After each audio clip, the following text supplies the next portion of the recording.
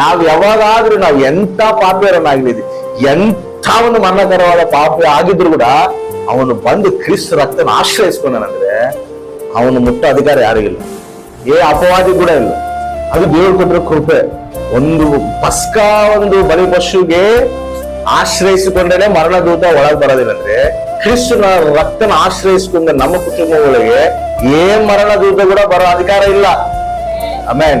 ನಾವು ಭಯಪಡ್ತೀವಿ, ನಾವು ಭಯಪಡ್ತೀವಿ. ನಮಗೇನಾಗ್ತದೆ, ನಮಗೇನಿಲ್ಲ, ಯಾರೇನಾಗ್ತದೆ, ದುರಾತ್ಮ ಏನ್ ಬಂದು ಏನ್ ಮಾಡ್ಬೇಕು ಅಂದ್ರೆ ಕ್ರಿಸ್ತ ರಕ್ತನ ನಾವು ಆಶ್ರಯಿಸ್ಕೊಂಡಿವಿ.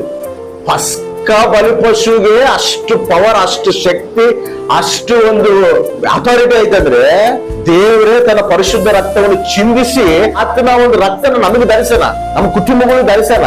ಮರಣ ಆತ್ಮ ಕೂಡ ಕುಟುಂಬ ಬರೋದಿಲ್ಲ. ಆತನ ಆಜ್ಞೆ ಇದ್ದಂಗ ಶ್ರೇಷ್ಠವಾದ ರಕ್ತ ನಾವು ಆಶ್ರಯಿಸ್ಕೊಂಡಿವಿ. ನಮ್ಮ ಕುಟುಂಬಗಳಿಗೆ ಶ್ರೇಷ್ಠವಾದ ರಕ್ತ ಇದೆ. ಯಾವುದು?